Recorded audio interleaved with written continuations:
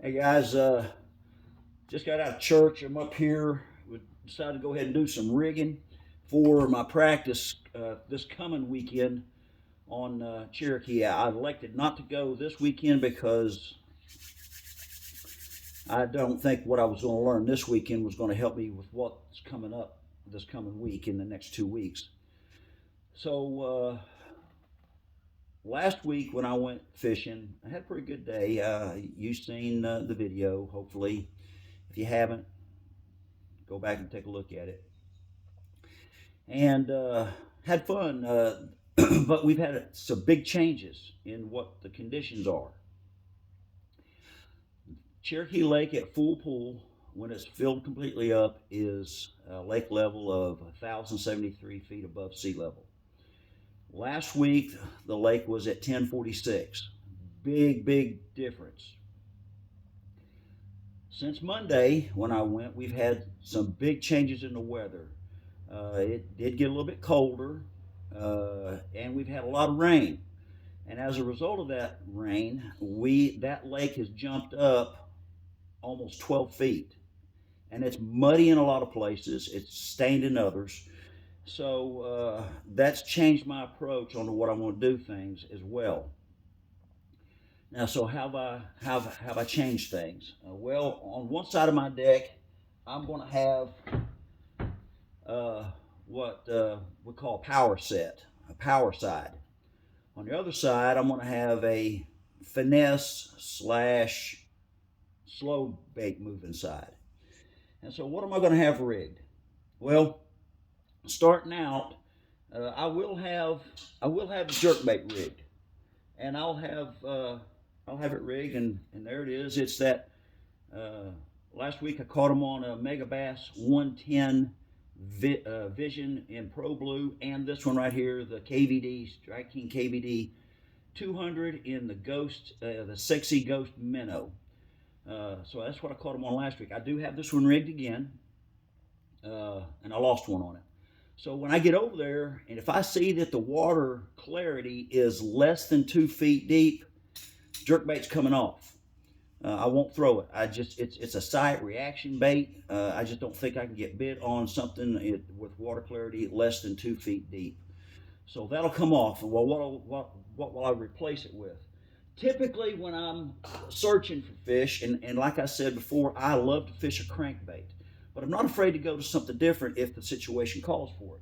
So typically, when I'm out there practicing, what I will do, well, I will have 3 or 4 crankbaits rigged, and that's what I will do.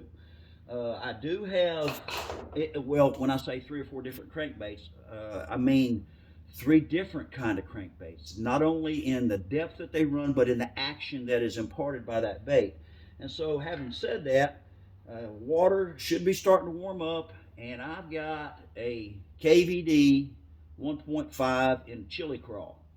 Red. It's this time of year where red is the name of the game for the most part. Doesn't mean they won't hit anything different, but I'm going to start out with red at all the times and go with that route. The next one I've got rigged up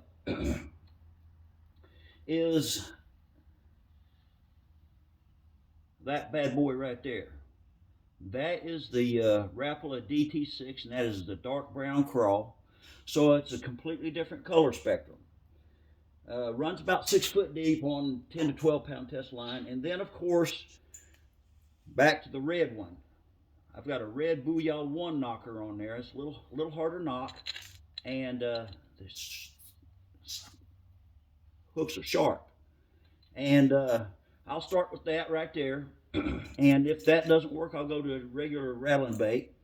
But we're going to go for that route right there. I also have, sticking with red, Z-Man chatterbait. That's the evergreen hammer, jackhammer, and fire crawl with the Yamamoto Zaku trailer in orange and watermelon with red flake on it. So that constitutes my power bait side, my moving baits, stuff I can move and cover water with. Well, when water comes up, uh, you've always got the opportunity and the possibility of having some dead wood laying around and trash blown in on the bank in pockets and things of that nature. So you want to have something set up for that. And I've always got a jig rigged up for that. And I've also got something that I need to, if I need to punch, I've got something punching. I've got a 3/4 ounce uh, Titan tungsten weight on there. And the bait that just happens to be on this one is a Riot Baits Little Fuzzy Beaver. And it catches fish. And on the finesse, and that's on the, the flipping side of the stuff. But on the finesse part, I've got, you cannot ever not have a shaky head rig. The shaky head just seems to catch them when it's hot outside, and when it's just plain cold, they will eat a shaky head for whatever reason. This is the Zoom shaky head worm, but I've also got another one rigged in the boat with a Zoom mag finesse, and it's just a little fat worm about that long, and it catches them, and it's on stand-up head. This is on a 3/16 ounce ball head jig. Well, what have I got these things? Oh, let me back up. On the finesse side, I've got a little swim bait rigged on there. You got to have a swim bait rigged. If it's muddy, it's not going to be very good. But if it's a little bit clarity, this is a good thing to use. If it's a little darker water, I'll go to a brighter color swim bait or a straight black. This is a true bass swim bait called the Minnow. It's 3.5 inches long, and the color on this one is called Bass Whacker. It's a white with a little bit of silver flash in it. Catches fish. And the other thing that I'm going to put into the finesse category, but it's really an in-betweener, and that is a Pulse Fish Lures Pulse Jig with their trailer on it. This is a 1/2 ounce, got a little bit more thump to it. It's an in-between a power and a finesse bait kind of thing. And what am I throwing these things on? This happens to be on a 7.3, and all my rods are Enigma rods. This is an Enigma 7.3 HPT, medium heavy, and it's on 15-pound test line. And you can throw it on 12 if you want to, and it'll do just as good. But I want a little bit more power, so if I'm fighting a fish and something stupid happens, I can recover a little bit. The swim bait I've got on Enigma 611 medium fast action rod, 10-pound braid to 10-pound fluorocarbon. The shaky head, the 611, same action, 10 braid to 10-pound fluorocarbon. And on my punching rod, it is a 7.6 heavy with 20-pound fluorocarbon on it with a 3/4 ounce Titan tungsten weight, as I said.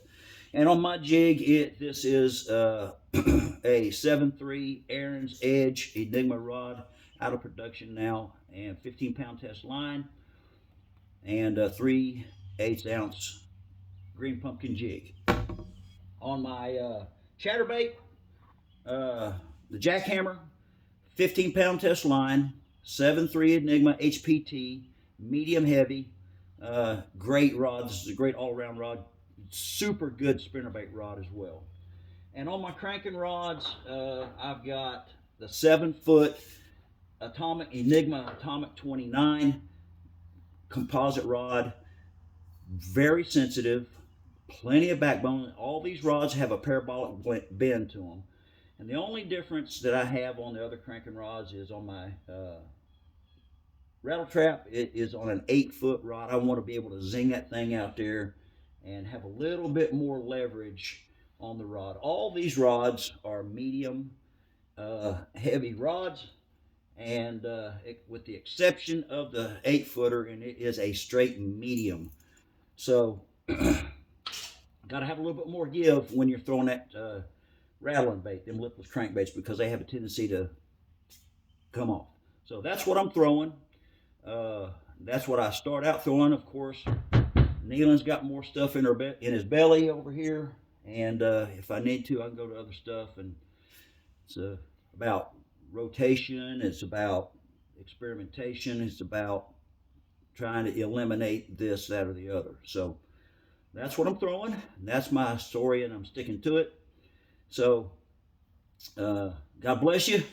I hope you have a great week. And again, if you like this stuff, like it, subscribe, and share. And I'd appreciate it. Show me a little love. Peace out. And remember, go Vols. And we beat Auburn. Yeah, baby. Got it. Yes. Have a good one.